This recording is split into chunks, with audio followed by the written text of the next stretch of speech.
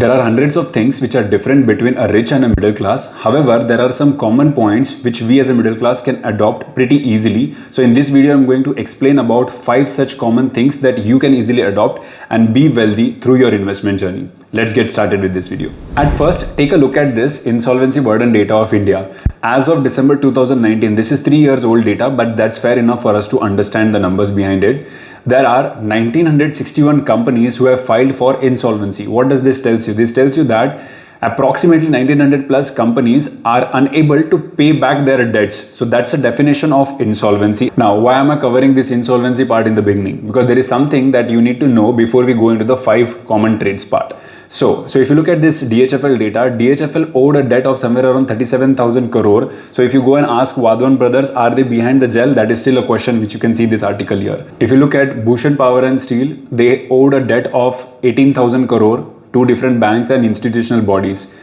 Let's take an example, recent example of Anil Ambani, Reliance Communication. The loss of Reliance Communication was 30,000 crore. 30,000 एक normal इंसान की salary होती है monthly, but their loss was 30,000 crore for the entire year. They filed for insolvency. You must have heard about Jet Airways as well, where they filed for laundering case and many other cases happen over there. The point I want to emphasize over here is, when we look at rich people, they very well know how to bend the law and make the law work in their favor. So there is a formation of a company which is called as a limited liability partnership. That means whatever is a liability between you as an individual and the company, these are two different liabilities. Whatever is the risk associated with the company stays with the company and does not get into your personal wealth. So all of those different founders, owners, directors of these big companies who have filed for bankruptcy, that does not mean that they are on street, they are on road, or they are behind the bar. They are still living a very happy life and a successful and a wealthy life still now, despite filing for bankruptcies of their company. I don't wish to make this a political debating video because these are all very big names from the industry and they have definitely built many big companies in the past. They have employed many people. They have employed many of the livelihoods of those people who are working with them. So that being said, what I want to emphasize over here is they know the law very well. So starting with our main topic for today, which is the 5 common things which we as a middle class can adopt from this rich people. The first thing over here stands out as rich people don't have a concentrated portfolio. Now rich people, if you see, they always have a very well diversified portfolio and they're very well aware about their diversifications. So they will not go and just do future and options, just do stock trading or put some algo trading mechanism or just invest in some 1 or 2 specific mutual fund. They will very well diversify their investment into different asset classes. To prove you on this one, let me take you to some of these informations of big names from the industry. So if you see this over here, this is for Mr. Nitin Kamath. We know him as a Zerodha founder. So if you look at his asset class and his distribution that he has had with his investment, he is distributing 35 to 50% of his wealth in equity, 35% in debt, and the remaining part in gold.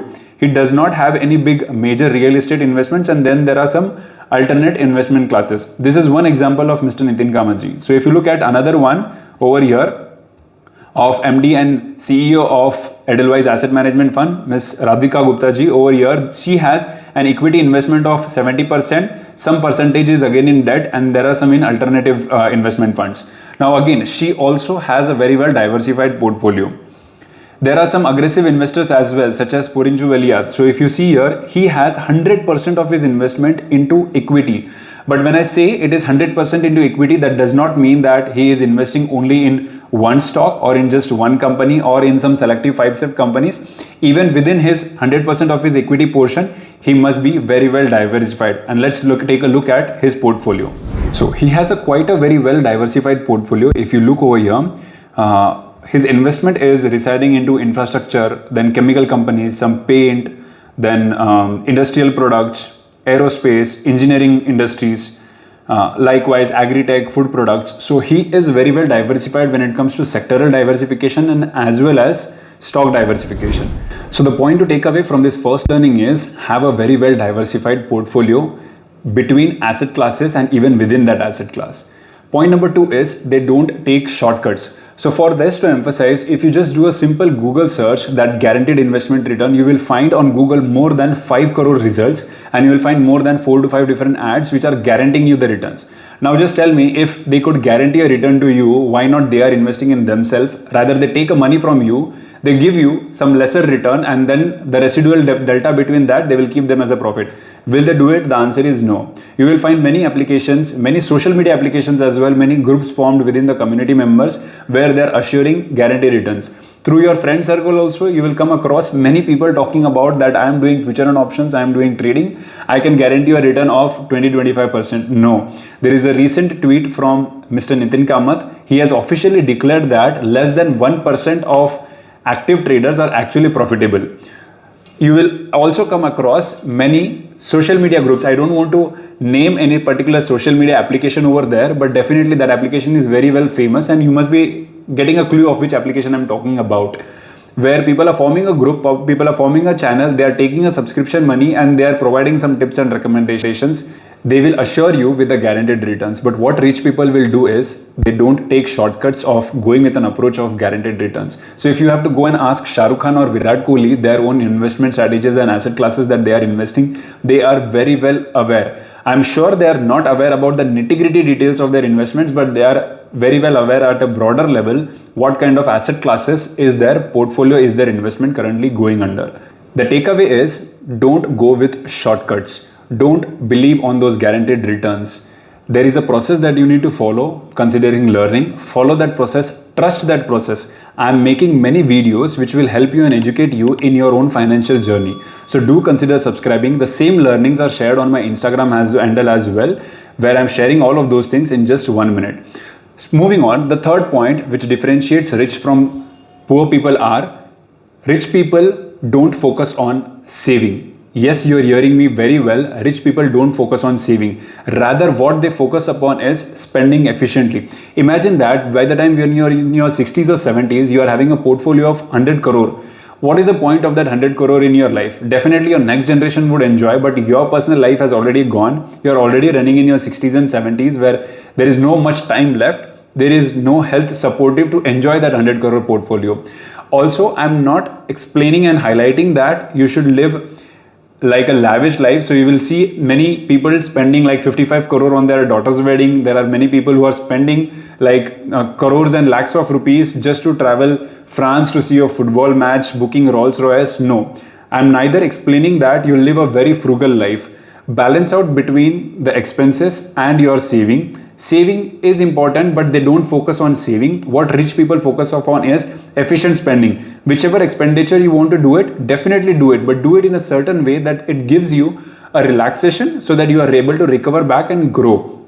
The efficient spending which is required is also on the element of personal growth, business growth, financial growth, in your own personal learning. Those are the spendings which you need to do and which rich people do, and that's what differentiates them.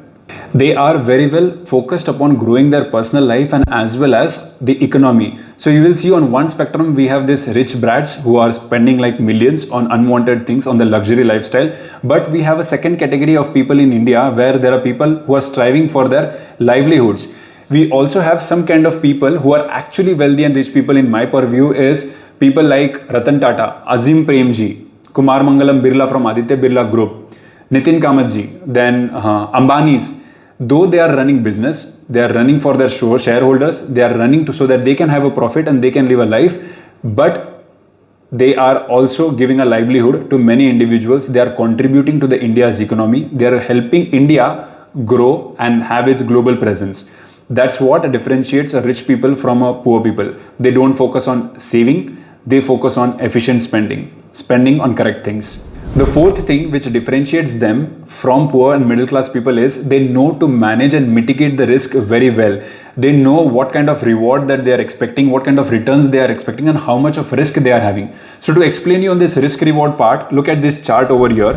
So this explains about how much of risk you are able to take and what is the corresponding reward to it. So this horizontal line over here dictates that there is no risk associated. You get very minimal return. That is somewhere around a fixed deposit return, you can say 6-7% which you get. Whereas as and when you go on increasing your risk appetite, this is when you treat an individual like a Porinju Veliad case we saw, where he is investing 100% in the equity market. Yes, he is a very risk averse investor. So he is investing with a high risk, but it also gives you high reward. But how is he able to mitigate that risk? He is able to mitigate this risk by diversifying into different assets within equity market, diversifying between different stocks within equity market. What common people believe is high risk means high reward. No, that's not true. In practical life, if you go and put all your investment in just one stock or one mutual fund, you will go and see the result. We know the result what has happened to Axis Mutual Fund. We know the result of many individuals who have put their money in just one company, and the result thereafter are live available. Just Google search, you will be able to find it. What sets the rich people apart from this poor and middle class is they know very well how to manage the risk. So they are not someone like who will go and expect 80-90% of return from the equity market year over year. No, they will expect a consistent return of 20% with risk being managed pretty effectively. That's what is the key factor when it comes to managing your risk reward ratio.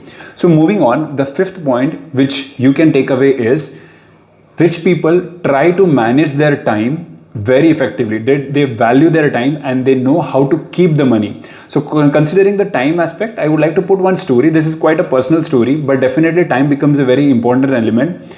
Back in 2016-17 period, when I was working in a tech company, I used to take multiple different modes of transport. I used to go by bus. There was an 11 number bus, I remember. I used to go to a station. After that, I used to take a train, thereafter a bus, and then a sharing auto rickshaw to reach to my office. So it was almost 90 minutes one way I used to spend to reach to my office. Likewise, returning journey took another 90 minutes. So 3 hours collectively I was spending in an entire day. So if you see in an entire year, it will fall down to somewhere around 20 to 30 days I am spending only in traveling.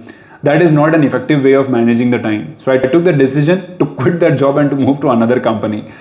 So here, considering time, rich people know to value their time a lot and they know how to keep their money. Keeping their money is a very unique skill set which is there, which rich people possess. So for that, let me explain you on this over here. So when we earn our salary, what are the common things that we would do? The first thing is, as a part of our salary earning, we earn our salary, we spend our some kind of materials and items that we would want to buy, then we save some amount of that, and next is we would go ahead and invest this money. That's the ideal spending habit of money management for middle class and a common people. Even I would do that. But what rich people do is, whatever money they earn, they also spend just like common and middle class. They will also save, they will also invest, but they will also along with that keep some money with them. So for that, if you look at this chart, I want to explicitly highlight keeping a money, which is different from saving a money. Keeping a money means you're consciously keeping money for some dedicated goal, for some opportunity that you are expecting in the near future. So if you see this is a stock of Reliance Industries which I am taking. The stock, when it was at this particular point, many individual investors who have invested because of this breakout, this green candle, they might be stuck at this point. Now from that point till for approximately 4 months period, no one entered the stock market. The green candle, the buying candle came thereafter. So all those people who were keeping the money, all those rich people, they were holding on their cash for this point to reach. And that's where they will actually go and enter. That's why keeping a money makes them and differentiates them from poor people and middle class. Why? Because they are consciously keeping money and waiting for this right time to come. No one will enter during this time. So these are all common middle class like you and me who would enter during this period and we will get stuck. But rich people know very well that they will keep money and wait for this point. If you are watching this video till here, then here is a bonus tip for you which rich people do. They keep a track of their investments. So they have made an investments, they have managed their risk reward ratio, but they also efficiently and very actively keep a track of all of their investments. So if you were to go and ask Nitin Kamath or any big investor who is investing in the equity market and overall asset management activities, they very well know where their funds are currently invested into. So that's what is the main key element. So if I have to ask you, where is your investment currently? Can you put it down on paper right now while watching this video? In which all asset classes are you investing? If you are investing in equity market, which all sectors are you investing? If you are investing in different mutual funds, that mutual fund is investing into which company? Do you know the bifurcation of that? These are the questions which should pop to your mind and which will set you apart. So if you're not doing that, do consider this. As a conclusion of this video, see, we are common middle class people, right? So we have to be rich, and to be rich, we have to follow certain traits of rich people. These are the processes which they have adopted, and that's why they have reached that successful point of their financial wealth creation journey. But as for us to reach that, there are many more things beyond these 5 points, such as some resources, some networks, some connects, some information which they have explicitly, which we may not be having it. But very well, we know some of these points which I have highlighted today, which we can take away and adopt this in our regular life. And that's what I would leave you with this video as a one learning takeaway, that this video can be a starting point for you in order to be rich. Signing off, this is Ajinkya. Subscribe my YouTube handle, subscribe me on Instagram. See you in the next video. Good luck, guys.